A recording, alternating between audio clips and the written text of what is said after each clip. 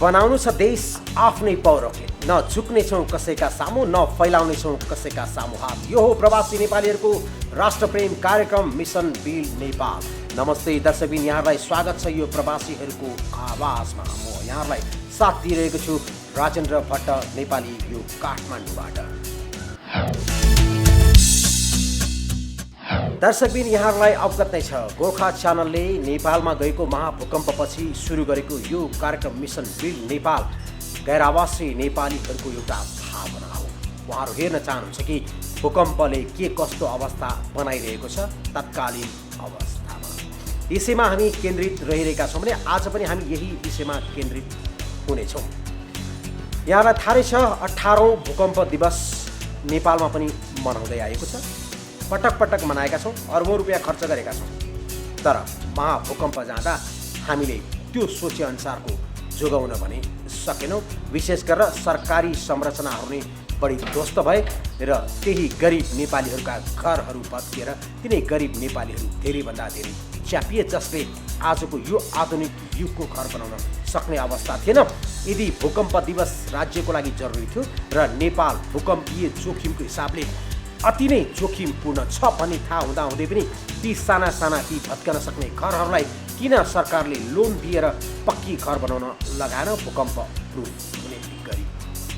यो विषयमा यो जीवनभर सायद युगौँ युगसम्म आवाज उठिरहन्छ होला।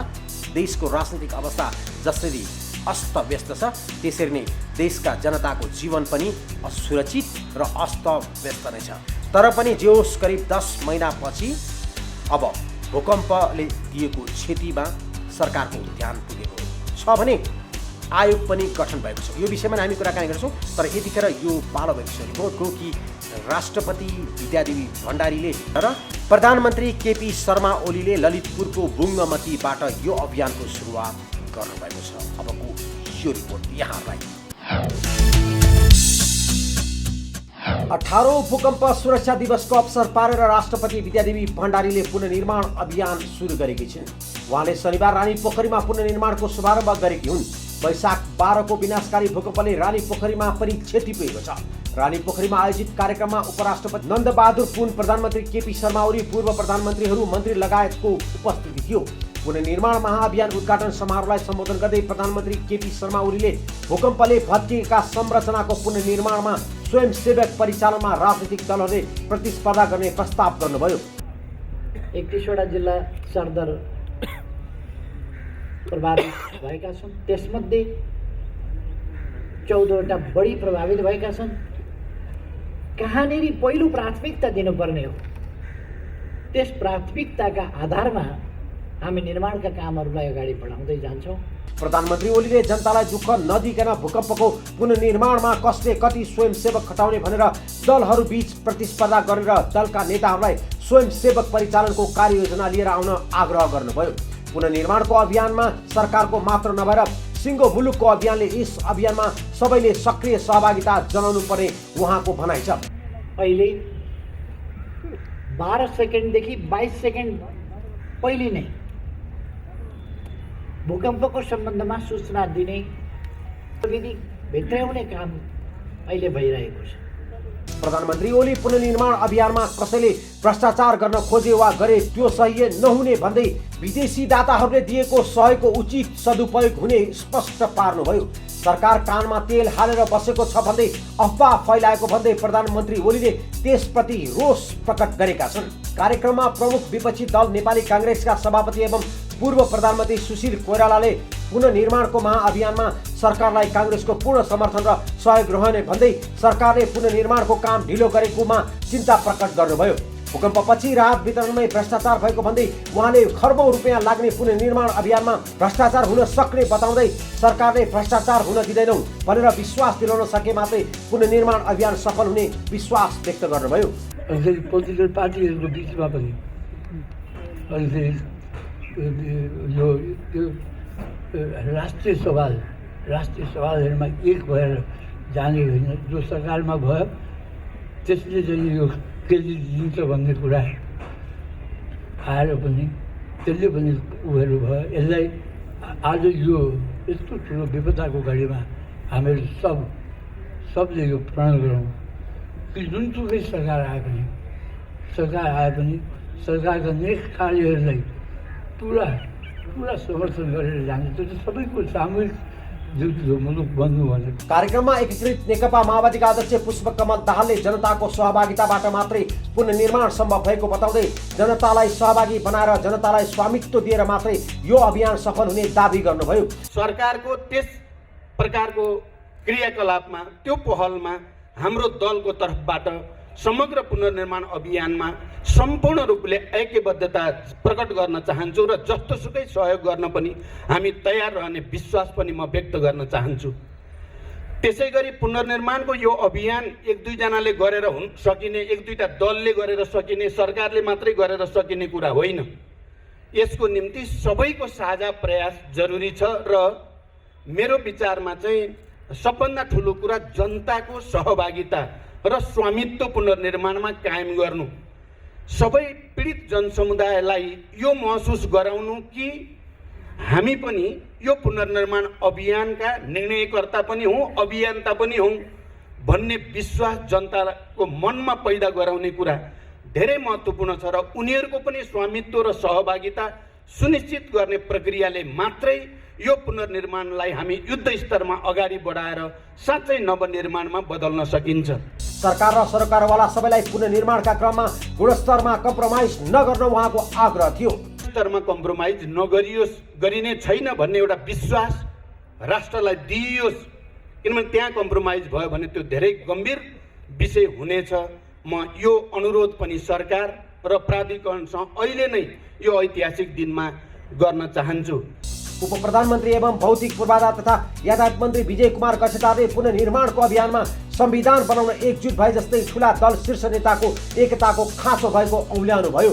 महाभूकम्पले ल्याएको सङ्कट र विपत्तिलाई अब देश विभाजित भएर होइन, पार्टीहरू विभाजित भएर होइन, एक भएर सामना गर्नुपर्छ भन्ने आत्मबोध सबै राजनीतिक दललाई भएकै कारणले हाम्रो देशमा हामीले संविधान निर्माण गर्न सक्यौँ। यसै गरी भूकम्पले भत्किएका सांस्कृतिक सम्पदाको पुनर्निर्माण ललितपुरको बुङ्गमतीबाट सुरु भएको छ। पुनर्निर्माण महाअभियान अन्तर्गत सांस्कृतिक सम्पदाको पुनर्निर्माणको रातो मच्छिन्द्रनाथ मन्दिर परिसरबाट प्रधानमन्त्री केपी शर्मा ओलीले शुभारम्भ गर्नुभयो। प्रधानमन्त्री ओलीले पुरातत्व विभागको मापदण्ड, राष्ट्रिय पुनर्निर्माण प्राधिकरणको आर्थिक तथा UN हेबिटाटको प्राविधिक सहयोगमा कला एवं संस्कृति पुरानै झल्किने गरी भूकम्प प्रतिरोधक भवन निर्माण गरिने जानकारी दिनुभयो। संस्कृति मन्त्रालय अन्तर्गत पुरातत्व विभागले यस्तो मापदण्ड भनेर तोक्ने र वर्ष पुरानै नमुना आकार प्रकारको हिसाबले पुरानै हुन्छ, तर पहिले जस्तो नभत्किने गरी अब भूकम्प प्रतिरोधक ढङ्गले निर्माण गरिन्छ। पुनर्निर्माण महाअभियानलाई वैशाख 12 सम्म एउटा चरणमा पुर्याउने सरकारको तयारी छ।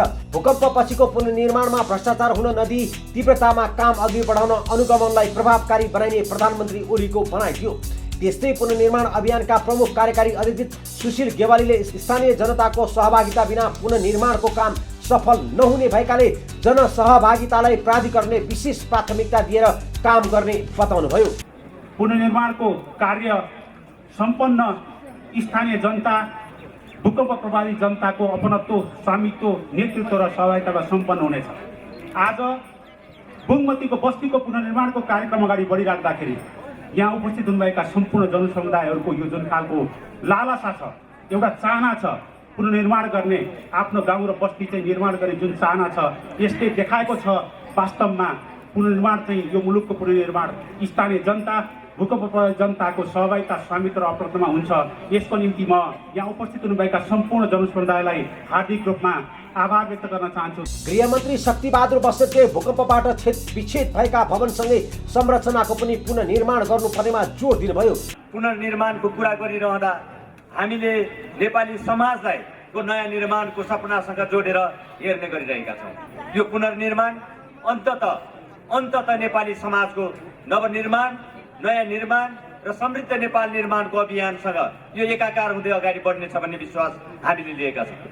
एकातिर हामीले भविष्यमा हुने जोखिमहरूलाई न्यून गर्नुपर्ने दायित्व र जिम्मेवारीको बारेमा सोच्नुपर्ने, अर्कोतिर अहिले वर्तमानमा हाम्रा अगाडि उपस्थित भएका केही समस्याहरू आवश्यकताहरूलाई सम्बोधन गर्नको लागि तत्काल पुनर्निर्माणको अभियान सुरु गर्नुपर्ने, यो दुवै आवश्यकताहरू हाम्रा अगाडि छन्। यो दुवै आवश्यकताहरूलाई हामी एकैसाथ अगाडि बढाउँदैछौँ। कार्यक्रममा सांस्कृतिक पर्यटन तथा नागरिक उड्डयन मन्त्री आनन्द प्रसाद पोखरेल, शान्ति तथा पुनर्निर्माण मन्त्री एकनाथ ढकालले पुनर्निर्माणमा आफ्नो मन्त्रालयले रचनात्मक सहयोग गर्ने प्रतिबद्धता जनाए। प्रधानमन्त्री ओलीको उपस्थितिमा कार्यविनायक नगरपालिका कार्यकारी अधिकृत रोहित पोखरेल, बुङ्गमती पुनर्निर्माण समितिका संयोजक प्रेम भक्त महर्जन, UN हेबिटाइटका पद्मसुन्दर जोशीले रातो मचिन्द्रनाथ परिसरका सांस्कृतिक सम्पदा पुनर्निर्माण सम्बन्धी सहमति पत्रमा हस्ताक्षर गरेका छन्। वैशाख 12 गतेको भूकम्पले वर्षा र सहकालका देवता रातो मचिन्द्रनाथको बुङ्गमती स्थित सम्पदा क्षेत्रका मठ मन्दिर ध्वस्त भएका छन्। गत वैशाखमा गएको शक्तिशाली भूकम्पले सिन्धुपाल्चोक, गोर्खा, दोलखा लगायत 14 जिल्लाको ठूलो क्षति गरेको थियो। तर राष्ट्रिय पुनर्निर्माण प्राधिकरणले काठमाडौँको रानी पोखरी र ललितपुरको बुङ्गमतीबाट पुनर्निर्माणको महाअभियान सुरु गर्यो। एकैसाथ लाप्राक, बारपाक, सिन्धुपाल्चोक, दोलखा लगायतका ठाउँबाट पुनर्निर्माण अभियान सुरु गर्ने योजना थियो। तर ती ठाउँ सुरु गर्नका लागि पर्याप्त तयारी नभएकाले पूर्ण तयारी पुगेका ठाउँहरू काठमाडौँको रानी पोखरी र ललितपुरको बुङ्गमतीबाट महाअभियान सुरु गरिएको हो। यो भयो प्रधानमन्त्री अनि राष्ट्रपतिज्यूको महाअभियानको सुरुवात। यतिखेर पालो भएको छ हाम्रो डायमन्ड स्पोन्सरलाई एकपटक सम्झने।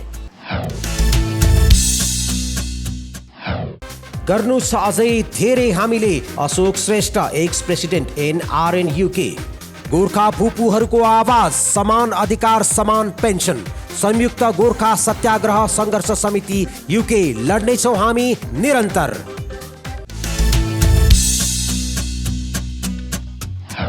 यो डायमन्ड स्पोन्सरलाई धन्यवाद दिएपछि यहाँलाई फेरि पनि हामी स्वागत गर्न चाहन्छौँ। यतिखेर पनि छौँ हामी मिसन बिल्ड नेपालमै। यहाँलाई अवगतै छ, ढिलै भए पनि सरकारले भूकम्पले क्षतविक्षत भएकाहरूलाई केही राहत दिने सुरुवात गरेको छ। तर गएका सरकार र मन्त्रालय अनि पार्टीले गरेको घोषणाले जसरी निराश बनाएको छ, यस पटक पनि महिनौदेखि त्रिपाल र जस्ता मुनि बस्न बाध्य भएका ती भूकम्प पीडितहरूले पुरै रूपमा आशा भने गर्ने ठाउँ छैन। शङ्का र उपशङ्का अझै पनि निम्ति रहेका छन्। हाम्रो सरकारी र कर्मचारीहरूको रवैयाको कारण। हेरौँ यो अर्को रिपोर्ट। माघ 2 गते भूकम्पबाट ध्वस्त भएका संरचनालाई पुनर्निर्माण गर्न गठित प्राधिकरणले पुनर्निर्माण महाअभियान थालनी गरेको छ। काठमाडौँको रानी पोखरी र ललितपुरको बुङ्गमतीबाट राष्ट्रपति र प्रधानमन्त्रीले यसको औपचारिक रूपमा थालनी भएको घोषणा गरे। कार्यक्रममा सरोकारवाला सरकारी निकाय र सर्वसाधारण नागरिक सहित देशको राजनीतिक नेतृत्व पनि एकताबद्ध भएर उत्साहपूर्वक सहभागी भए। यससँगै भूकम्प गएको 10 महिना हुन लाग्दा भूकम्पले ध्वस्त भएका संरचनाको निर्माण थालनी भएको छ। यद्यपि यसले सम्पूर्ण स्थानका क्षतिग्रस्त संरचनाको पुनर्निर्माण छिट्टै र सहज रूपमा सम्पन्न हुने सुनिश्चितता त गरिहाल्दैन। तैपनि ढिलै भए पनि यो सरकारको एउटा उत्साहप्रद र सकारात्मक कदम हो। यसका साथै वर्तमान सरकार गठन भएको 100 दिनको पूर्व सन्ध्यामा एउटा देखाउन र गन्न मिल्ने कामको थालनी भएकाले यसका लागि पनि यो सकारात्मक पक्ष हो। तर प्राधिकरण र सरकार तथा भूकम्प पीडित जनताका लागि रहेका चुनौती अझै पनि जिउका तिउ छन्। यसमा सरकारवाला सबैले हेक्का राख्नै पर्छ। यो अभियानको औपचारिक थालनीसँगै प्राधिकरणले केही दिनभित्रै 500 जना इन्जिनियर प्राविधिक गाउँमा खटाउनेछ। यसले गाउँमा भूकम्पले भत्काएका निजी सहर सहित सामुदायिक सार्वजनिक संरचनाको प्राविधिक ढङ्गले निरीक्षण र मूल्याङ्कन गर्नेछ।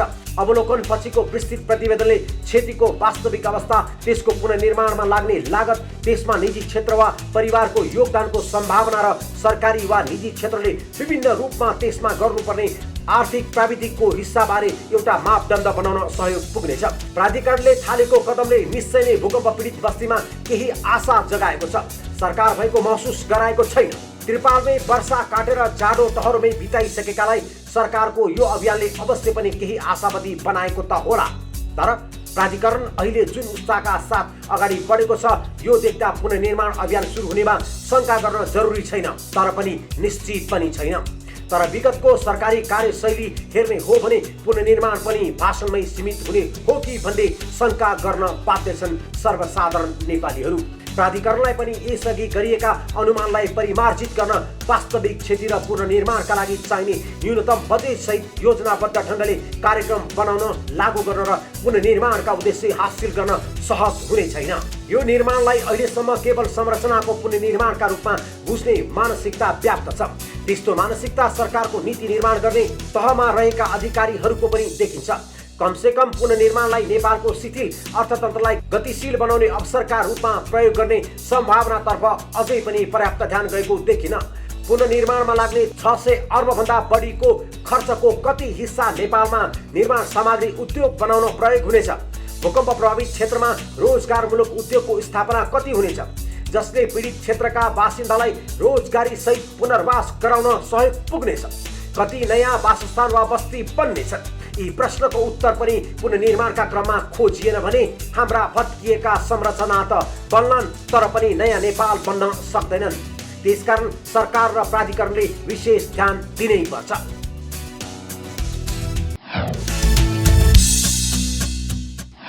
हामी निरन्तर छौँ यही मिसन बिल कार्यक्रममा। यो प्रवासीहरूको मनको भावना हो, देशको अवस्थाको बारेमा प्रत्यक्ष र सत्य र तथ्य बुझ्ने चाहना। त्यही भएर गैर-आवासी नेपालीहरूले यो कार्यक्रमलाई धेरै आशीर्वादहरू दिइरहनु भएको छ। हामी निरन्तर छौँ यसैमा, तर यतिखेर फेरि पनि पालो भएको छ हाम्रो गोल्डन स्पेन्सरलाई एकचोटि सम्झने। Your building counts. YBC Cleaning Service Aldershot. The gorgeous traditional Indian dish, Everest Lounge. Fine Indian food, Holy Cow. The real taste of India. Nepali खाना, नेपाली गौरव, Monty's Nepalese cuisine, West Ealing, London. तमु संस्कृति, तमु परम्परा, गर्व गर्छौं हामी तमुदी UK. हामी गर्व गर्छौं हाम्रो कला, हाम्रो संस्कृति, तामाङ समाज UK.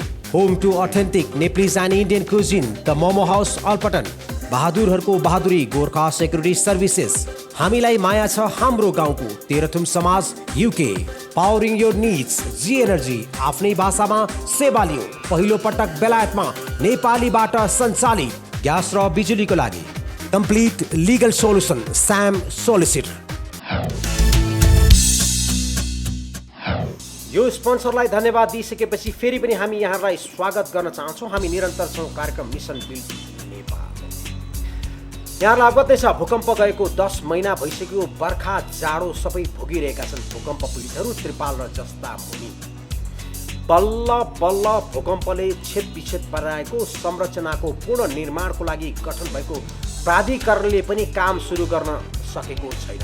कारण हो नेपालमा दक्ष जनशक्ति नभएर। जुन देशमा हजारौं युवाहरू विदेशिन्छन् रोजगारको लागि, त्यही देशमा पुनर्निर्माणको लागि दक्ष जनशक्ति छैन। सरकार के हेरिरहेको छ? म्यान पावर कम्पनीहरूलाई किन अनुरोध गरिरहेको छैन? विदेश पठाउनु सट्टा हाम्रो लागि नै दक्ष जनशक्ति उत्पादन गरिदिनुहोस्। किन सहकार्य भइरहेको छ? किनकि त्यहाँ ठुलो रकमको कुरा छ। सायद कमिसनको कुरा होला, सायद नाफाको कुरा होला, सायद आम्दानीका कुरा होला, सायद पार्टी चलाउनको लागि चाहिने चन्दाको कुरा होला, या सरकार टिकाउनको लागि चाहिने आर्थिक सहयोगको कुराहरू होला। सायद यस्तै कुराले गर्दा होला हाम्रो देश आजको 21औं शताब्दीमा पनि यो अवस्थामा छौँ। विदेशबाट आएका सहयोगहरू पनि हामी यसलाई प्रयोग गरिरहेका छैनौँ। दिन्छु भन्ने दाताहरूलाई पनि विश्वास दिलाउन सकिरहेका छैनौँ। हेरौँ यो रिपोर्ट, यसमा सरकारले पनि आफ्नो लाचारीपन देखाइसकेको छ कि हामीसँग दक्ष जनशक्ति छैन। भूकम्पबाट क्षतिग्रस्त सम्पूर्ण भौतिक संरचनाको तत्काल पुनर्निर्माण थाल्न महत्त्वका साथ गठन गरिएको पुनर्निर्माण प्राधिकरणले जनशक्ति अभावले काम सुरु गर्न सकेको छैन। 40 लाख युवाहरू विदेशमै छन्।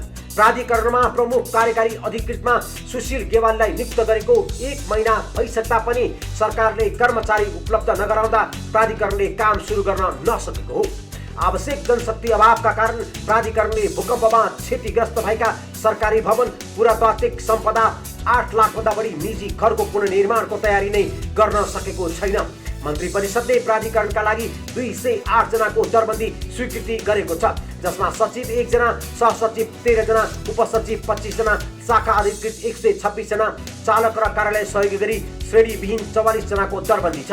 तर सरकारले प्राधिकरणले सहसचिव मधुसूदन अधिकारीलाई कामु सचिव बनाएर पठाउनु बाहेक अरू कर्मचारी पठाएको छैन। कर्मचारीको अभावमा प्राधिकरणलाई काम सुरु गर्न समस्या परेको छ। स्वीकृत दरबन्दी अनुसार कर्मचारी पठाउन प्राधिकरणले सामान्य प्रशासन मन्त्रालयलाई ताकेता गरिरहेको छ। सामान्य प्रशासन मन्त्रालयले 1 सचिव, 5 उपसचिव, 15 शाखा अधिकृतलाई प्राधिकरणमा काजमा पठाउने निर्णय भएको जनाएको छ। प्राधिकरणमा अस्थायी दरबन्दी भएकाले कर्मचारीहरूको पद सामान्य प्रशासनको अतिरिक्त समूहमा राखी काजमा पठाएको हो। वास्तवमै पुनर्निर्माणलाई महाअभियान बनाउने हो भने मासिक 15 देखि 20,000 रुपैयाँ कमाउन खाडी जाने तयारीमा रहेका युवाहरूलाई केही महिना रोकेर गाउँमै कमाई गर्ने मेलो देखाउनु जरुरी छ। यसले पुनर्निर्माणको लागि आवश्यक जनशक्तिको मात्रै खाँचो टार्दैन, पुनर्निर्माण कार्य द्रुत गतिमा सम्पन्न गर्न पनि सहयोग पुग्नेछ। हामी अहिले पनि निरन्तर छौँ यही विषयमा। भूकम्पले छेदविच्छेद बनाएका हाम्रा संरचना, हाम्रा मन, हाम्रा मस्तिष्क अनि हाम्रा आफन्त दाजुभाइ दिदीबहिनी आमा र बुवाको पीडामा बारम्बार देखाइरहेका छौँ। तपाईँ गैर आवासीय नेपालीहरूको लागि वास्तविक अवस्था नेपालमा अहिले कस्तो छ। हामी निरन्तर अझै पनि रहन्छौँ, तर यतिखेर फेरि पनि पालो भएको छ हाम्रो सिल्भर स्पोन्सरलाई एकपटक सम्झने।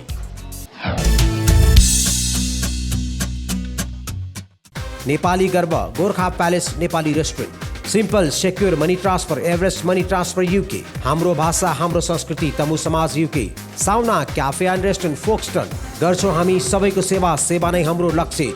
नर्सिङ एसोसिएसन UK, माया छ मेरो राष्ट्रको रोशन सापकोटा, अब बनाउनु छ देश आफ्नै पौरखले, गेम गुरुङ उपाध्यक्ष तमुदी UK, हाम्रो संस्कृति हाम्रो गौरव, Kirat Yakthung Chumlung south west London शाखा, हामी हो एक, हाम्रो एकता, हेलिङटन गोर्खा नेप्लिज कम्युनिटी, रहन्छ निरन्तर देशको माया। Mahendra Kadel president NRN UK, real dream education consultancy service London UK, Nepali खाना नेपाली स्वाद, आफ्नैपन आफ्नै खाना, एभरेस्ट क्यास एन्ड क्यारी हामसार, नाचौँ गाउँ रमाउँ Nirmaya Rodigar Aldershot UK, a true sense and delight of Nepalese culture and tradition Gorkha event planner UK, नेपालीहरूको पहिलो सङ्गठन एटी एसोसिएसन UK, नमस्ते ट्राभल एन्ड टुर्स, सधैँ विश्वासको प्रतीक, हामी गर्छौँ गरिरहन्छौँ हामीलाई माया छ, 4 भन्जाङ तमु समाज UK, सधैँ राम्रो दरभावका लागि Gorkha agency limited plum state UK, आफ्नोपन आफ्नै स्वाद गोर्खा सेफ न्युबरी, तपाईँको हिसाब किताब हाम्रो जिम्मेवारी, Asmita and associates, charter certified accountants GNS associates, हाम्रो कपिल वस्तु हाम्रो गौरव, कपिल वस्तु समाज UK, love animals eat vegetables, Chris food.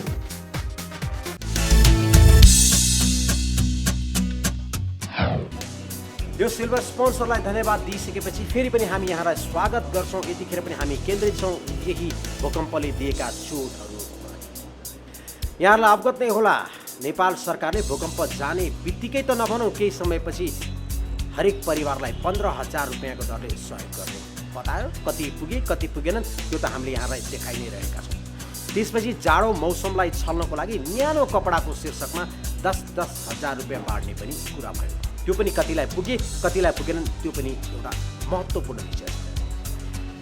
भूकम्प पीडितको परिचय पत्र बनाउने क्रममा कति घोटाला भयो त्यो तपाईँहरूलाई थाहा होला। राजनैतिक पार्टीसँग आबद्ध भएका र आफू चनाखो र आफूले काम गराउन सक्ने ठुला बाठाहरूले नक्कली भूकम्प पीडितको परिचय कार्ड बनाएका छन्। त्यो हामीले यहाँलाई देखाइ नै रहेका छौँ। जब वास्तविक भूकम्प पीडितहरूलाई हामी पन्छाएर नक्कली भूकम्प पीडितहरूलाई कार्ड वितरण गर्छौँ भने कसरी हामी हाम्रा ती पीडित र वास्तविक भूकम्प पीडितलाई राहत दिन सक्छौँ, कसरी हामी जोगाउन सक्छौँ। राज्य र राष्ट्रको दायित्व यति नै हो कि परिचय पत्रको नाममा आफूलाई चाहिएका व्यक्तिहरू, राजनैतिक पार्टीका कार्यकर्ताहरू र लोकल दलहरूलाई पोस्ने। जबसम्म हामी यी कुराहरूबाट बाहिर निस्किन सक्दैनौँ यो महाभूकम्पले अबको 20 वर्षसम्म पनि हामीलाई पिरोड्ने गर्छ। अब हामी एक पटक फेरि गम्भीर भएर सोच्ने बेला आएको छ। अब यो रिपोर्ट। सरकारले भूकम्प पीडित परिचय पत्रका आधारमा प्रत्येक परिवारलाई पहिलो चरणमा 15,000 वितरण गरिसकेको छ भने न्यानो राहत स्वरूप दोस्रो चरणमा 10,000 बाँडिरहेको छ। तर भूकम्प पीडित परिचय पत्र नभएका परिवारले अझै राहत पाएका छैनन्। वास्तविक पीडितभन्दा पनि नक्कली पीडितहरूले सरकारी राहत पाएको भेटिएको छ। भूकम्प पीडितलाई वितरण गरिएको कार्डमै त्रुटि भएकाले सबैभन्दा पहिले प्राधिकरणले भूकम्प पीडित कार्डको पुनरावलोकन गर्नु जरुरी छ। अहिले पनि धादिङ, नुवाकोट, रसुवा, सिन्धुपाल्चोक र दोलखाका कतिपय जिल्लामा वास्तविक पीडितले कार्ड पाएका छैनन्। झन्डै 6 महिना लामो तराई आन्दोलन र भारतीय नाकाबन्दीका कारण नेपाली अर्थतन्त्र सङ्कटपूर्ण अवस्थामा पुगेको छ। गत वैशाख 12 गतेको विनाशकारी भूकम्पका कारण शिथिल अवस्थामा रहेको अर्थतन्त्रलाई नाकाबन्दीले झन् जटिल मोडमा पुर्याएको हो। संविधान जारी भएपछि उत्पन्न परिस्थितिका कारण अर्थतन्त्रका सबै आधार प्रभावित बनेका छन्। विकास निर्माण कार्य पूर्ण रूपमा ठप्प छ। व्यापार व्यवसाय प्राय चौपट छ। कालो बजारी संस्थागत हुँदै गएको छ। सम्पूर्ण नेपाली जनता अहिले सङ्कटपूर्ण जीवन जिउन बाध्य छन्। नेपालीहरू विश्वको जुनैसुकै ठाउँमा भए पनि मनोवैज्ञानिक रूपमा पीडाबोध गरिरहेका छन्। एक समुदायको नेपाली अर्को समुदायको नेपालीलाई संयमपूर्ण एवं भय त्रासको दृष्टिकोणले हेर्न थालेका छन्। हरेक नेपाली आफू मात्रै राष्ट्रियता भएको साबित गर्नमा दिन बिताउन थालेका छन्। सम्पूर्ण नेपालीको जीवन भने अभाव, सङ्कटपूर्ण महँगी तथा कालो बजारी, असुरक्षा, बेरोजगारीले आक्रान्त छ। नेपालको सम्पूर्ण राजनीतिक दल र राजनीतिक संस्था, कर्मचारी तन्त्र, भ्रष्टाचारमा लिप्त सुरक्षा निकायप्रति आम जनताको वितृष्णा बढ्दै गएको छ। संविधान सभाबाट संविधान बनिसकेपछि पनि सम्पूर्ण नेपालीको जीवनस्तर उकासिने, नागरिक समानता हुने, राष्ट्रिय एकता बलियो हुने, राजनीतिक द्वन्द्व समाप्त हुने र देश विकासको बाटोमा लाग्ने आम नेपालीको बुझाइ थियो। यथार्थमा परिणाम ठिक विपरीत भएको छ। दुर्भाग्य नै भन्नुपर्छ। असोज 3 गते देशको आधा भन्दा बढी जनसङ्ख्या भएको मधेस र जनजाति बाहुल्य भएको केही पहाडी जिल्लाका नागरिकले कालो दिनको रूपमा मनाए। अन्तरिम संविधान भन्दा प्रतिगामी संविधान निर्माण हुँदैछ भनेर मधेस केन्द्रित राजनीतिक दलहरू साउन 26 गतेबाट नै आन्दोलित थिए। यो आन्दोलनमा 5 दर्जन भन्दा बढीले शहादत प्राप्त गरिसकेका छन्। तर 3 ठूला राजनीतिक दलहरू आन्दोलनको वेगलाई बुझ्ने भन्दा उपहास गर्ने र बल प्रयोग गर्ने दिशातिर उन्मुख भएका छन्। आज परिणाम हाम्रो सामु छ। आन्दोलन नै हुँदैन। मधेसी नेताको साथ समाप्त भइसकेको छ। आन्दोलन दबाएरै समाप्त हुन्छ। आन्दोलनले मात्र सबै समस्याको समाधान हुन्छ। भारतको सहयोग बेगर नै नेपाली स्वाभिमानी भएर बाँच्न सकिन्छ जस्ता सोचाइ गलत देखिए। 3.5 महिनादेखि मधेसी मोर्चा तथा सरकार बीच वार्ता चलिरहेको छ, तर यसले परिणाम ल्याउन सकेको छैन। सरकारले देशको समस्या समाधान भन्दा मन्त्रालय टुक्राएर मन्त्री परिषद विस्तार गर्ने बाहेक केही गर्न सकेको छैन। प्रधानमन्त्री केपी शर्मा ओली उखान टुक्कामा मात्र सीमित भएका छन्। मधेस आन्दोलन अहिले वार्ताको रस्सा कस्सीमा अल्झेको देखिन्छ। हुन त मधेस आन्दोलनले मधेसको सभ्यता, संस्कृति, भाषा, पहिरन, खानपिन, सामाजिक रीतिरिवाजप्रति आम मधेसीको मोहलाई उजागर गर्ने एउटा राजनीतिक खेल खेलिरहेको छ। भूकम्पबाट क्षतिग्रस्त संरचनाको पुनर्निर्माण कार्य समयमै अघि बढ्न नसकेको र ठूला पूर्वाधार निर्माणका कार्यहरू भूकम्प र नाकाबन्दीले गर्दा निर्माण सामग्री, इन्धन आपूर्ति नहुँदा ठप्प छन्। नेपालको अर्थतन्त्रका प्रमुख 3 क्षेत्रहरू कृषि, उद्योग र व्यापारको अवस्था खस्कदो छ। विनाशकारी भूकम्पले छेदविच्छेद बनाएका भौतिक संरचनाका साथै नमिलेका हाम्रा मनहरू जोड्ने गतिलो विकल्प राष्ट्रियता, एकता, स्वाभिमानी अहिलेको आवश्यकता हो। जनताको समस्या अहिले नेपालमा राष्ट्रिय स्वार्थ बन्न नसक्दा राजनीतिक दलहरूको स्वार्थमा मुलुक चलेको छ। हरेक सरकार फेरिँदा देशको मूल नीति फेरिन्छ अनि जहिले पनि देशले विकासको गति लिन सक्दैन। उदाहरणका लागि भारत, अमेरिका, बेलायतका देशहरूमा राष्ट्रिय स्वार्थ परिभाषित छ। त्यस्तै अनुसार कर्मचारीले देश चलाउँछन्। राजनीतिक दलले आफ्नो इच्छाले सरकार चलाउन सक्दैनन्। लामो समयपछि जारी भएको संविधान 2072 प्राप्तपछि संविधानले दिशानिर्देश गरेको समाजवाद उन्मुख राष्ट्रिय अर्थनीतिका खम्बाहरूलाई बलियो बनाउने गरी आधार निर्माण गर्न अहिलेको कुचक्रको अवस्थाबाट मुलुकलाई बाहिर निकाल्नु नै वर्तमान सरकारको प्राथमिक चुनौती र दायित्व हो। मिसन बिल अभियान निरन्तर जारी छ जबसम्म वास्तविक पीडितहरूले वास्तविक न्याय पाउँदैनन् र बदमासी गर्नेहरू चेत्दैनन् र होसियार हुँदैनन्। किनकि यो गैर आवासीय नेपालीहरूको आवाज 40 लाख युवाहरूको प्रेम राष्ट्रप्रतिको।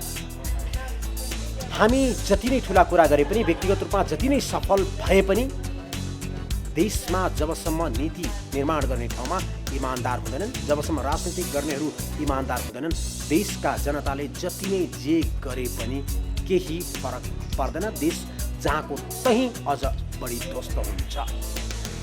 हामी निर्वाचनमा यी सब कुराहरू बिर्सिन्छौँ र चिने जानेका र आफन्तलाई भोट दिन्छौँ। बस यही नै कारण हो आजको 21औं शताब्दीमा पनि हाम्रो देश यही छ। 104 वर्षको बिजुलीको इतिहास छ, तर 400 मेगावाटभन्दा बढी हामी उत्पादन गर्न सक्दैनौँ। हिजोको दिनमा जे थियो आज पनि यही छ र हामीभन्दा पछि विकास हुन सुरु भएका ताइवान जस्ता देशहरूले आज आफ्नो नाम विकसित देशहरूमा लेख्न सफल भइसकेका छन्। कारण हो त्यहाँका नीति निर्माता र राजनीतिज्ञहरूको इमान्दारिता र अठोट राष्ट्रप्रतिको प्रेम अनि जनताको राष्ट्रप्रतिको इमान्दारिता र कानुनको पालना। हवस् त आजको लागि यो कार्यक्रम यति नै। यतिखेर मलाई यो कार्यक्रम छायाङ्कन गर्न सक्नुहुने प्रभाकर पोखरेल, अर्चना शर्माका साथ म राजेन्द्र भट्टलाई बिदा दिनुहोस्। नमस्ते।